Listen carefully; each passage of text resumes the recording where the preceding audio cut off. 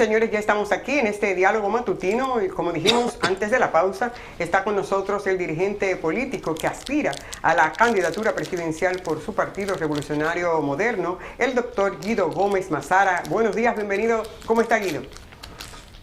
Con la gracia de Dios, muy bien, muy agradecido por esta oportunidad.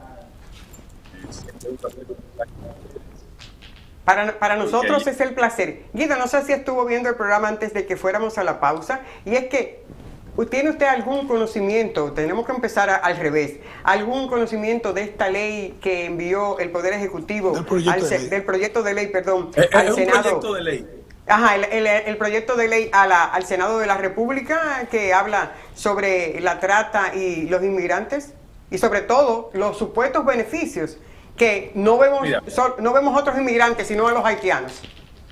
Sí, vamos por partes. Mire, en buena justicia yo acabo de ingresar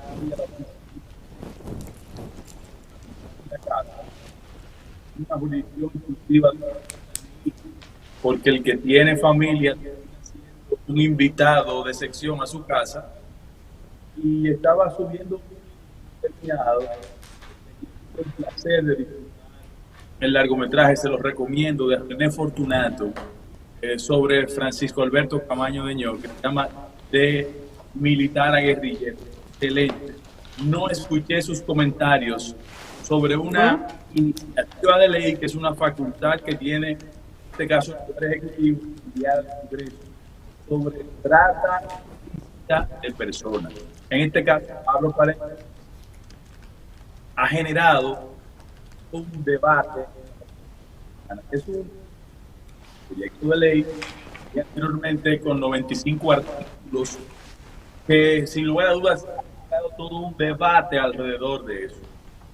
Los aspectos que ustedes no lo conocen al detalle, que han sido motivo de una especie de confrontación de carácter, por un lado, académico, jurídico, pero también reacción en lo que concierne a puntos que crispan a la sociedad dominicana, porque en el país no hay una tendencia a asumir el debate con una dosis de racionalidad.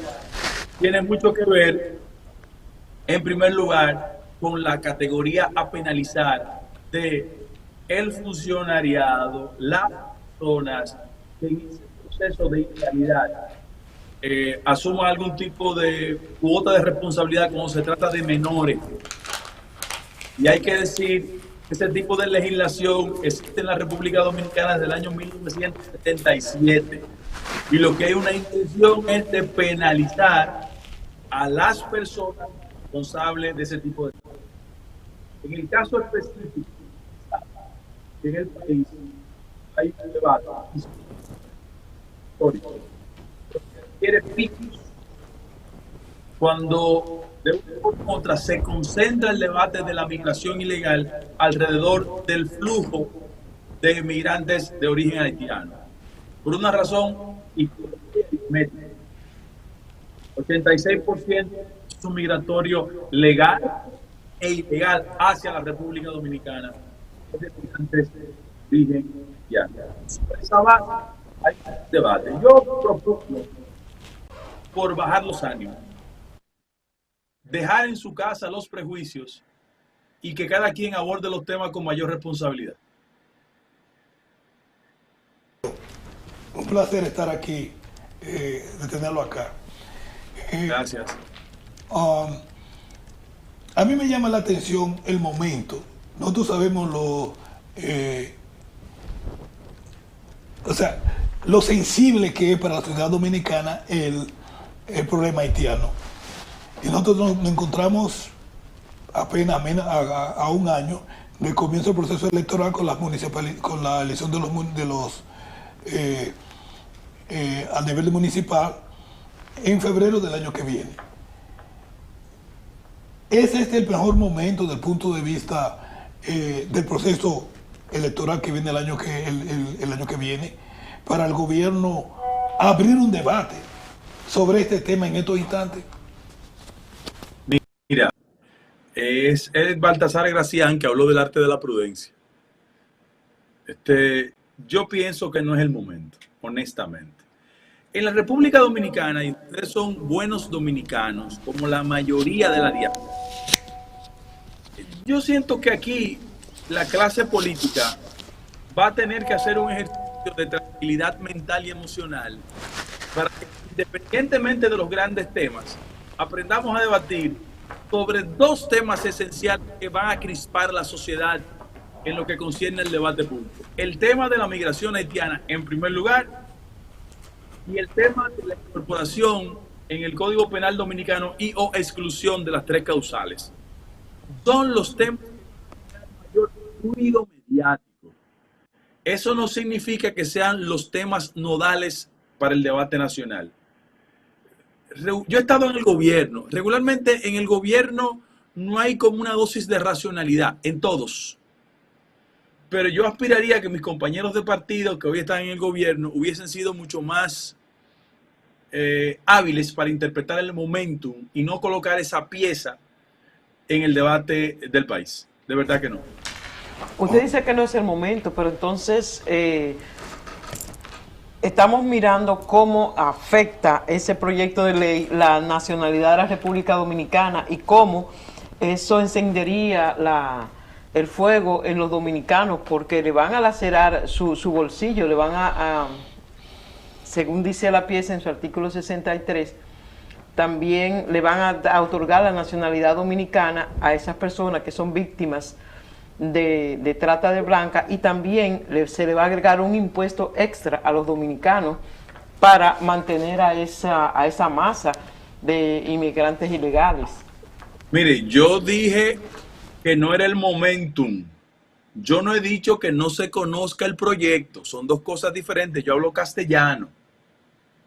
Yo pienso que ningún gobierno ni ninguna autoridad política puede vivir posponiendo aspectos esenciales para darle un marco de legalidad a la República Dominicana. Ahora, si usted me pregunta como un actor político del país, yo creo que en la República Dominicana hay temas que son fundamentales y esenciales que deben ser priorizados. Y se los recuerdo. Cuando le preguntan a la mayoría de los dominicanos si usted hace una comparación con el cuadro de recomendaciones que acaba de emitir el Foro Económico de Davos, dice que la prioridad en el país es la vida, el endeudamiento y la inflación. Entonces yo lo que propongo es que se genere un nivel de ponderación en las urgencias nacionales y que no el ruido mediático determine qué es lo prioritario para el país. Pero eso fue enviado a vistas públicas. Yo no sé si usted sabe eso. Y el envío a vistas, tenemos ese conocimiento. El envío a vistas públicas va a implicar un gran debate. Yo creo en eso. Que la gente las articule y que al final de la jornada, sin conculcar un derecho que es esencialmente de los congresistas, nos aboquemos a leyes. Porque en la República Dominicana, una parte importante de la clase política le tiene miedo a ese tema.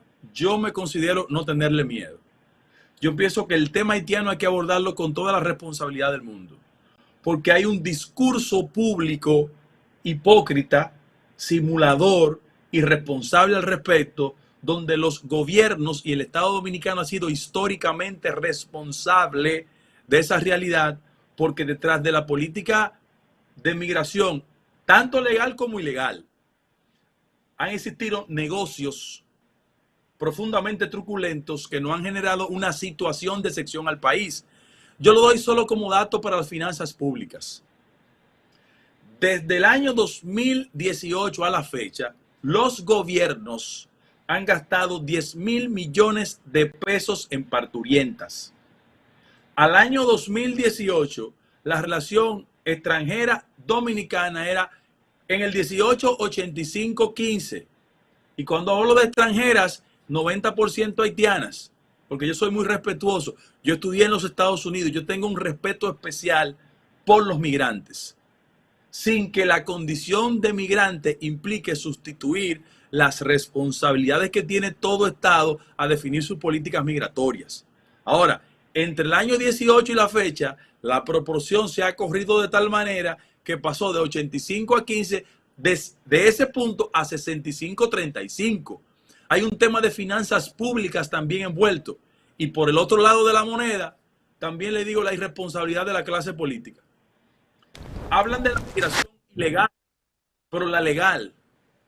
La mejor forma de hacer un rico a un político de turno es enviándolo de cónsul a Haití, a Puerto Príncipe, porque el nivel de rentabilidad es asqueroso. Entonces, hoy día, la frontera está cerrada, sellada y supervisada. Los oficiales consulares nuestros están en la jurisdicción dominicana frente a la crisis que hay en Haití, pero se siguen dando visas legales. Entonces es un negocio. Y ojalá asumamos ese tema desde una perspectiva mucho más global. Ahora, lo que le quiero decir con mucha responsabilidad es que las finanzas públicas nacionales no están en capacidad de tolerar ningún tipo de carga. Le voy a dar como dato puramente administrativo y financiero. Este año el gobierno dominicano consignó en su presupuesto nacional que tiene que pagar solo por concepto a los intereses del pago de la deuda 21,000 millones de pesos mensuales. Al 2004 la deuda pública en la República Dominicana alcanzaba 4.700 millones de dólares. Hoy 69,000 millones de dólares. Esta administración, la de mi partido, la de mi gobierno, ha generado 27,000 millones de dólares como deuda. Aquí hay un problema de carácter fiscal, financiero. Y por eso los temas que tienen que ver con la migración legal y ilegal, o los temas tan importantes como de la sanidad pública, son temas financieros que tienen un impacto social en el país. Yo no lo veo a través del prisma de que usted es de origen A, B o C o D. Yo me siento orgulloso de lo que hace la diáspora dominicana fuera de la jurisdicción. Pero yo le quiero decir una cosa. Ustedes necesitan que nosotros le hagamos una estatua cuando llegan a los aeropuertos dominicanos. Ustedes representaron 10,000 millones de dólares a la economía dominicana el año pasado. Los renglones fundamentales que garantizaron nivel de crecimiento de esta economía, que en medio de una crisis experimentó niveles de crecimiento entre 4.6 y 4.9, fueron por turismo, zona franca, ¿sabe qué? Y remesa. Es decir, el éxito relativo de la economía dominicana depende de lo que pasa fuera de la jurisdicción y ustedes son responsables de eso. Y si yo soy respetuoso y aplaudo ese proceso de migración, no puedo venir aquí en República Dominicana a tener una actitud hostil, irresponsable o discriminatoria contra nadie. Bueno, se nos pisó la imagen ahí, pero me gustaría, Guido, vamos a ver si restauramos. Ahí estamos, ok. Me gustaría, Guido, ya yo sé cómo va la precandidatura o las aspiraciones a la presidencia de Guido Gómez, y justamente usted toca el soporte económico y también político, un capital político de los y las dominicanas. ¿Cómo va usted, cómo lo incorpora dentro de su programa de gestión para justamente tomar en consideración este aporte sustancioso de los dominicanos en el exterior? Ok, miren, nosotros yo nací en un sector popular de la capital y la terminología popular es muy rica. En el barrio mío decían, vamos en coche, vamos bien. Primer lugar. Segundo lugar, yo tengo que ser muy respetuoso de los parámetros legales. La campaña se oficializa junio-octubre. Ahora, yo estoy montando toda la estructura y todos los equipos a nivel nacional. En el caso específico del énfasis que yo hago del voto en el exterior, lo hago por la sensibilidad y la experiencia que he tenido del contacto con la diáspora. Pero también en términos aritméticos, para el año 2024, 1.200.000 personas que viven fuera de la jurisdicción dominicana van a tener la posibilidad de votar. Eso significa que es posible que las elecciones se puedan decidir en la diáspora. ¿Ustedes saben por qué? Porque el típico elector de la diáspora no es el elector clientelar, que a fuerza de chicharrón de pollo y cerveza y prácticas desafortunadas en la cultura política dominicana, la gente vota. Ahora, el voto de mayor conciencia es el voto en el exterior.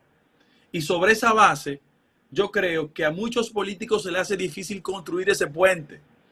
Cuando usted registra el comportamiento histórico del voto en el exterior, casi siempre votan contra el gobierno de turno, porque el gobierno de turno en el trayecto de la oposición crea expectativas, no le cumple y la gente va y lo penaliza. Y en función de eso, ustedes contribuyen con un ejercicio mucho más efectivo de la política. porque nos obliga a ser coherente, consistente, a cumplir con los compromisos y sobre todas las cosas mejorar la economía dominicana. Yo no conozco la realidad de ustedes tres, pero las características del proceso migratorio, salvo reconocidas excepciones, es el resultado de que en el orden local no se crean las condiciones mínimas para uno vivir y la gente migra. Es un fenómeno global. Entonces, por eso hay que hacer un esfuerzo, no de vender la falsa ilusión de que un éxito electoral de cualquier candidato implicaría el traslado automático hacia la República Dominicana. Hay una generación que se fue y ya no va a regresar. Cuando tú ves los registros académicos, por ejemplo, en City College, tú te das cuenta que la mayoría de las personas que ingresan al sistema universitario son de origen dominicano. Cuando tú ves que nosotros tenemos hasta un premio Pulitzer y unos días, te das cuenta. Cuando tenemos académicos importantes allá, hay gente que se fue, se estableció y nos reivindica afuera. Ahora, lo que tienen que hacer los gobiernos locales es establecer ese puente que vaya más allá de ser muy simpáticos con las remesas que nos llegan y establecer un diseño de política responsable hacia los dominicanos en el exterior. Por ejemplo, yo como candidato presidencial, si con la gracia de Dios y el voto de la mayoría llego a la presidencia de la República, yo creo que las posiciones fundamentales de los compañeros y compañeras que activan en política o de figuras importantes que hacen labor social serán los que nos representan en esa jurisdicción. No voy a hacer como hacen la mayoría de los políticos y mi actual partido que está en el gobierno, no la excepción, de que allá se fajan a buscar los votos, hacen mayoría, pero después de aquí le mandan personas allá. Eso no es correcto. Yo descartaría eso. Pero en segundo lugar, hay ámbitos en el tren administrativo de que mucha gente allá puede servirnos. ¿Cuántos dominicanos tienen experiencia en el sistema de becas en Estados Unidos y podrían desempeñar posiciones en el Ministerio de Educación Superior para conectar los mecanismos de inserción en el país con universidades norteamericanas? ¿Cuántos dominicanos con experiencia y formación pueden conectarse en la República Dominicana desde ministerios como el de Industria y Comercio para garantizar una política de préstamos a los dominicanos en el exterior? ¿Cuántos dominicanos con experiencia en Estados Unidos en áreas financieras, bursátiles, pueden ayudarnos en el sector remesador en la República Dominicana? Por ejemplo, en el país es innegable que hay un éxito, sin lugar a dudas, de la bolsa de valores. Yo conozco dominicanos que se han desarrollado en el tema de bolsa de valores. Yo conozco dominicanos egresados de John Jay College que han trabajado, por ejemplo, en el sistema penitenciario en Nueva York o en otras partes. Si usted tiene idea del desastre, aunque hay niveles de mejoría del sistema penitenciario en el país, se darían cuenta que podían ustedes con su experiencia, muchos de ellos, ayudarnos a nosotros. Hay muchas formas de contribuir con ese tipo de puente entre ambas figuras, las de aquí hacia allá y los de allá que puedan colaborar con nosotros. Hablando de bursátil, hay inclusive un grupo aquí que se llama Dominicans in Wall Street, que son bastante activos y creo que hasta tienen un portal.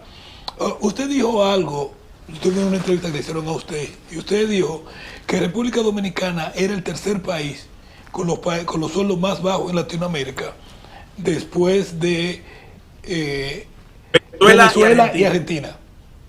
O sea, y teniendo en cuenta las grandes problemáticas económicas que tienen esos dos países, nosotros podríamos decir que en cosas normales será casi el primero. ¿Cuáles han sido las razones de una política económica en República Dominicana que ha creado sueldos extremadamente bajos con precios extremadamente altos?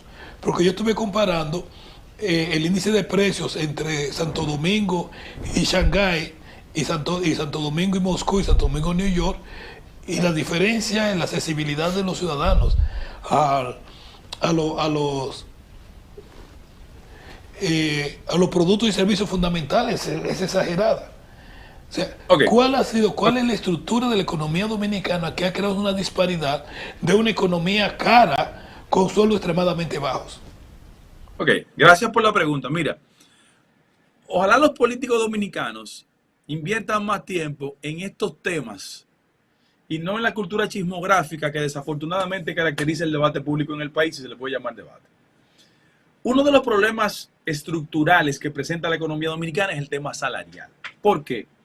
El modelo económico dominicano de los últimos 30 años es un modelo económico que sustituyó al de la industria azucarera y se concentró en atraer inversiones sobre la base de mano de obra barata. Bueno, debo decir que el inversionista llega a jurisdicciones como la nuestra en función de mano de obra barata. Y esa mano de obra barata se traduce en que la calidad del salario es baja. Hay dos espacios en la economía dominicana. Ese modelo de atraer capitales sobre la base de mano de obra barata y el sector informal de la economía. Para darle un dato, el sector informal de la economía genera 800,000 empleos en el país. Ambos estamentos tienen un común denominador: salarios bajos. ¿Cuál es el problema? La Tesorería de la Seguridad Social declaró en diciembre, en un reporte anual que hace, que el modelo salarial dominicano es el siguiente. En el Gran Santo Domingo y la capital, el salario es de aproximadamente 30,000 pesos dominicanos. En el interior, 28,000. Y para el sector sindical, para los obreros, 21,000 pesos. Hablo de la gente que reporta a la Tesorería de la Seguridad Social. No hablo del sector informal. Ahora, ¿cuál es el problema del salario en el país?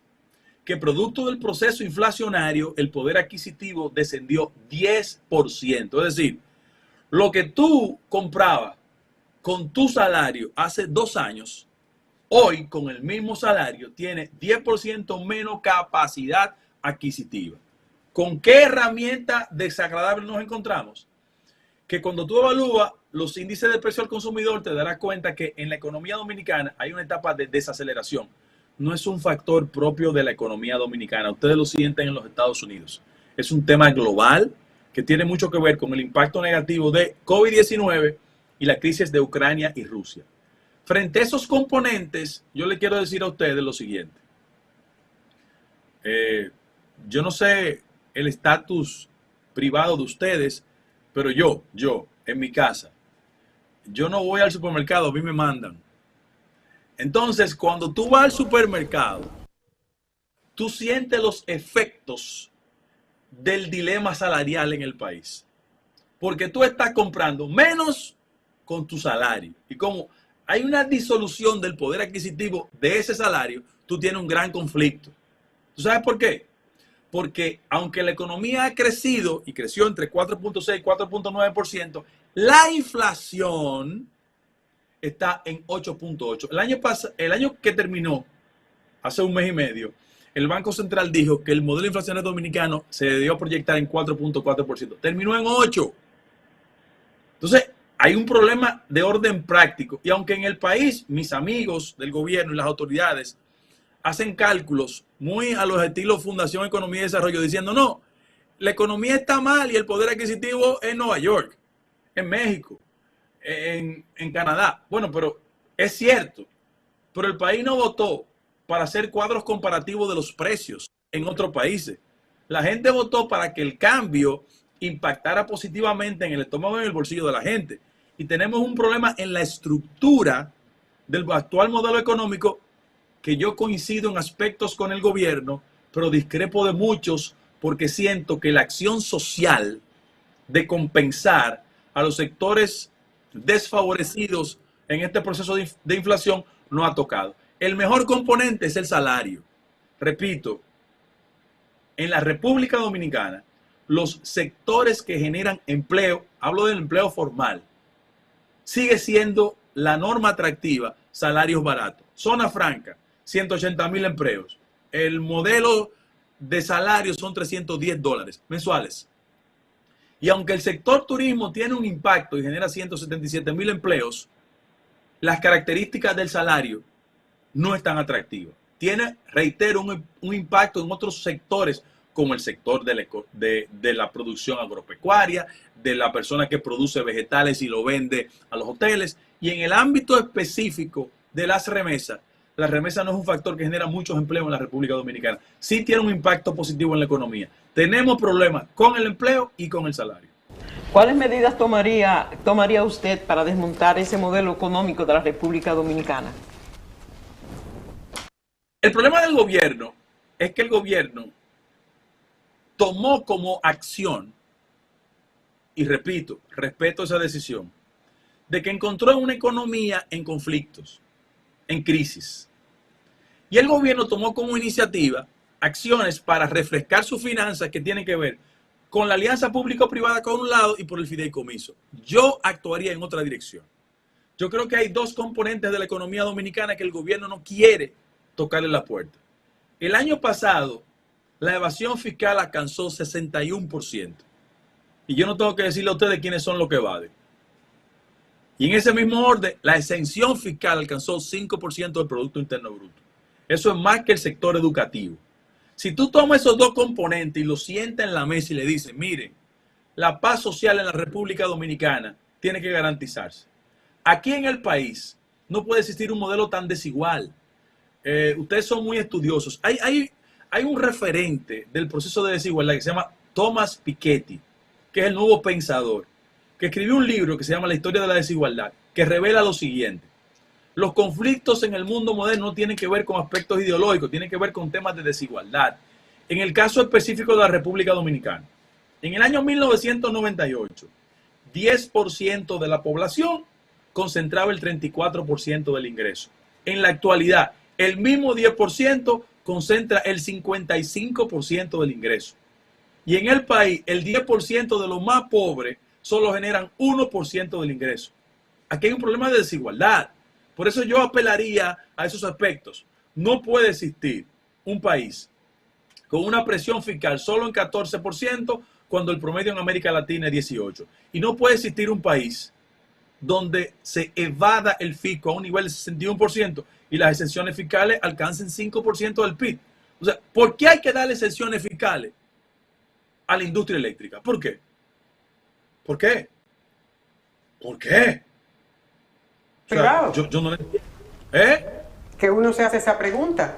Y en esa misma tesitura, Guido, entonces, ¿qué es lo que pasa? Que 4 años no son suficientes para poder desarrollar e instaurar las estructuras que permitan de verdad trabajar en función de la desigualdad, porque usted lo dice, el país, en la República Dominicana ha ido creciendo secuencialmente durante los últimos años más de un 8%, pero ese desarrollo progresivo no se ve reflejado, como usted bien está señalando, en la generalidad de la gente que son los pobres. Solo se ve en el 10% de la población. Entonces, es que es difícil en 4 años, tratar de instaurar. O es que una cosa es el discurso desde afuera y cuando llegamos nos sumamos a la ola que ya estaba. Y yo le voy a agregar un componente. En primer lugar, el gran problema de la clase política tradicional es que es muy inmediatista. En este país hay que hacer una reforma fiscal. Hoy, mañana, pasado, las finanzas públicas son insostenibles. Y hay que sentar a los actores sociales, económicos y hablarles de la viabilidad de una reforma fiscal. El problema es que todos los procesos de reforma, lamentablemente en la República Dominicana, profundizan la pobreza, hacen más jodidos a los pobres y más ricos a los ricos. Entonces, hay un problema estructural. En ese mismo orden. Yo lo que creo es que hay gente que le tiene miedo a algunos sectores económicos de actuar con un sentido de país. ¿Por qué? Porque le cogen el dinerito en la campaña electoral y después pierden autoridad moral para exigirle sacrificios a ellos. Entonces, ese es el gran problema que tienen los políticos tradicionales. Ahora, lo que hay que apostar es un proyecto de país. Yo lo doy solo como... Yo soy un fascinado por los temas estadísticos y leo mucho estadísticas económicas. Le voy a dar solo una referencia. Yo estaba leyendo estadísticas sobre viajes a Guatemala. ¿Ustedes saben cómo se disparó entre el año pasado y este año el % de solicitud de salida de República Dominicana a Guatemala? En 600%. ¿Ustedes saben por qué? Porque usan la vía de Guatemala para llegar ilegalmente a los Estados Unidos. Es decir, en la medida que la economía dominicana o algunos renglones crece, ¿verdad? La desesperanza aumenta y la gente entiende que el país no es viable. Eso es el resultado de un proceso de desigualdad social. porque los servicios básicos en el país, y no es culpa de este gobierno, es un proceso de desigualdad acumulada. Entonces, los jóvenes, yo no sé cuáles son las edades de sus hijos, pero yo tengo una, yo tengo dos, bueno, tenía tres, el mayor murió, tres hijas, tengo una de 24 y tengo la más chiquita, que soy papá y abuelo a la vez. Bueno, la de 24 años me acaba de llegar, estudió en España, hizo su doctorado allá, y llega.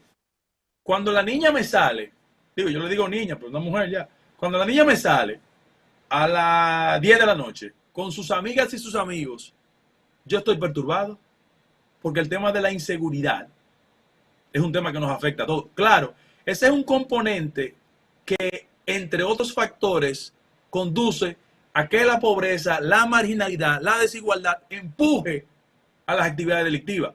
¿Cuál es el inconveniente? El modelo de desempleo en América Latina es 19%, aquí es 29%. Entonces, a los jóvenes que no se les presenta oportunidades, expectativas, o la creatividad delictiva es una opción, o la segunda es irse fuera de la República Dominicana. Entonces, los gobiernos tenemos que sentarnos, todos los actores, a que cada quien aspire a lo que quiera, pero construir un proyecto de sociedad, porque si no, el país se nos va a disolver.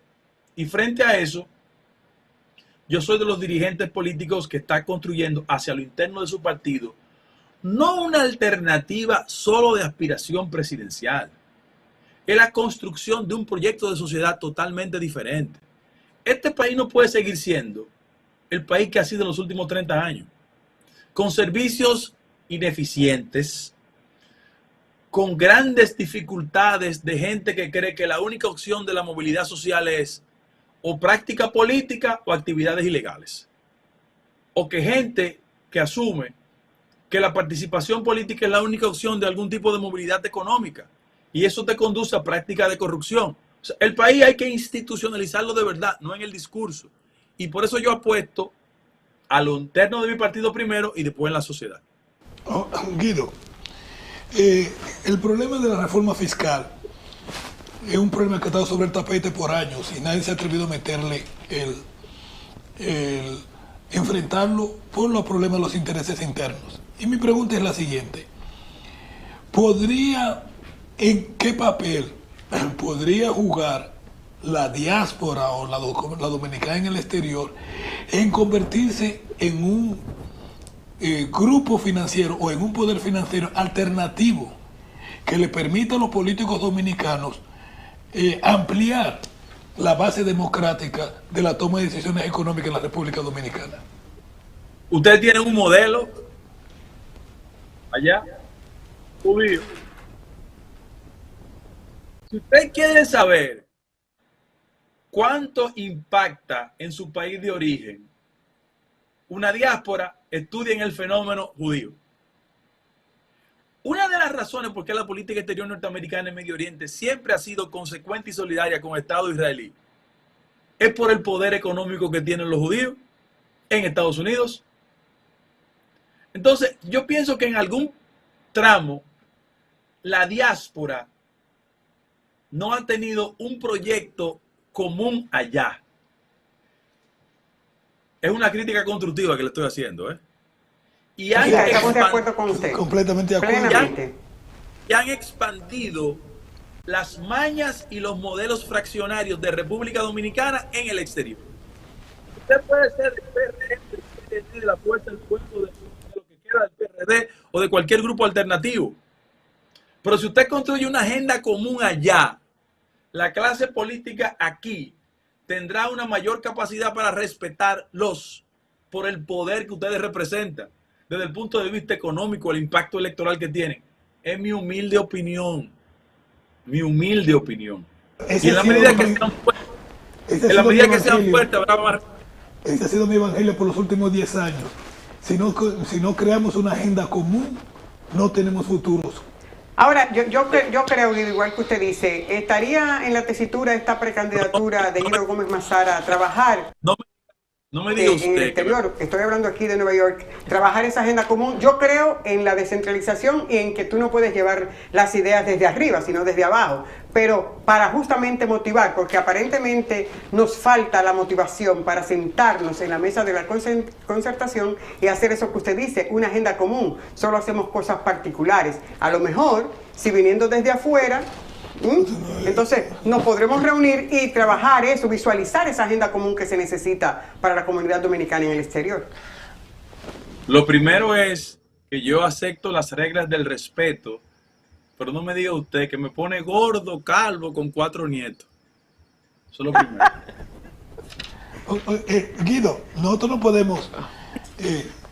Es para ver si uno se anima, porque estamos desanimados en ese sentido. No, ese tiene que venir de nosotros. Ajá. Entonces, eso es algo que tenemos que hacerlo nosotros. Eso no puede venir nadie fuera. Debemos, pero No. solamente, está tomando el tiempo. Solamente lo podemos hacer nosotros. Ahora, la pregunta es la siguiente, Guido. Denos una a vista de pájaro, su opinión sobre qué está pasando en República Dominicana en lo político rumbo al 24. Las relaciones entre diferentes fuerzas políticas. No, mira, yo tengo una dualidad. Yo soy un actor político y observo. Yo me concentro mucho en mi partido. Lo hago como lectura. La historia siempre es importante. En el viejo partido fuimos exitosos cuando se pasó la antorcha. De Guzmán a Jorge Blanco. Cuando alguien pretendió continuar con la antorcha, tuvimos fracaso. Hipólito Mejía. Yo he dicho, y yo participé en el esfuerzo para conducir a que Luis fuese el presidente, y le dije de la transición que yo no quería puestos en el gobierno. No quería puestos en el gobierno. Que yo estaba convencido de que no podíamos calcar los viejos vicios de la política. Y creo que hay un grupo de compañeros que debe saber que la sociedad tiene una capacidad de observación y de penalizar las conductas incorrectas. Le dijimos al país en la oposición que estábamos a favor de las 3 causales. No la hemos practicado.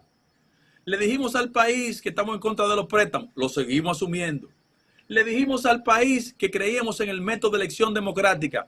Impusieron una autoridad partidaria en una convención de empleados. Y ellos dicen de delegado, de empleado.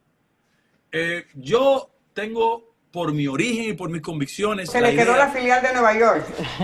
Vamos por parte. Perdón. No, pero es que es un fenómeno global. Ya. Autoritaria. Entonces, yo le he dicho 500 veces que los funcionarios tienen que estar más cerca del pueblo, de la gente. Yo dije una vez que había una popicracia y se molestaron. Yo tengo una concepción de que el Estado Dominicano tiene que servirle a todos, pero los que históricamente han sido desfavorecidos con más énfasis. Entonces tú ves el abanico de funcionarios del gobierno y salvo reconocidas excepciones, tú lo llevas a Gualego, a Chupita, a Los Minas, en Catanga, hay que ponerle un GPS para salir de ahí porque ellos no entienden eso. Entonces, esas son mis críticas porque yo aprendí del doctor Peña Gómez de que la política tiene que estar al servicio de la gente, no la gente servirse de la política. Entonces, frente a eso, evidentemente, yo estoy trabajando en un proceso para que vayamos a una convención con el voto universal, directo y secreto, como siempre ha pasado. O sea, yo no sé lo que le pasa a la gente que cambia cuando llega al gobierno. Luis le ganó 2 convenciones a Hipólito mediante el voto universal, directo y secreto. ¿Por qué quieren cambiar las reglas? Como yo le he dicho a Luis, Luis, ¿quién te cambió las reglas a ti? Nadie. Entonces, ¿por qué tú me las quieres cambiar a mí? Entonces, esa es la cosa de la política. Guido, hay un tema que ha sido como sacado más o menos de los medios de comunicación, pero que permanece ahí y es la ley de fideicomisos. ¿Qué cree Guido Gómez Mazara sobre este tema? Bueno, déjame aclararle. Es la ley de fideicomiso público. Porque desde el año 2012, el fideicomiso existe como una herramienta financiera en el país. 1. Todos los gobiernos, el anterior y el actual, los fideicomisos que hicieron, no lo hicieron al amparo de una legalidad, que se llama fideicomiso público. El actual, el que se está trabajando, tiene la intención de darle una sombrilla de legalidad a esos recursos. Yo dije en el inicio del programa que el gobierno asumió como estrategia financiera dos aspectos: alianza público-privada y fideicomiso público. Yo, siempre y cuando el fideicomiso tenga definido dos aspectos, que el crédito de los recursos que se maneje sea definido, que le digan al país si es crédito público y qué hacer con él, y que el proceso sea licitado, como lo indica la ley de compra y contrataciones, yo no tengo grandes dificultades con el tema. Ahora, en América Latina, el tema de los fideicomisos ha sido traumático. En México, en Chile, ha tenido problemas. Yo no creo que ningún dominicano racional se oponga a que el gobierno reciba recursos y no comprometa la deuda. Ahora, que se haga con el nivel de transparencia suficiente para que después no vengan procesos judiciales. Guido, mi opinión, y para que usted la pondere. No me diga usted, Guido. Bueno, o sea, desde mi punto de parecer, el PRM tiene dos niveles ideológicos. Uno neoliberal en su alta dirigencia y uno socialdemócrata en sus bases. ¿Pueden coexistir en un mismo partido esos dos concesiones diametralmente opuestas, básicamente, neoliberal y socialdemócrata, dentro de un mismo partido? Bueno, pero Bernie Sanders y Biden no piensan igual y coexisten en el Partido Demócrata, y en el republicano DeSantis y Trump no piensan igual. La política del siglo XXI es la política de la cohabitación.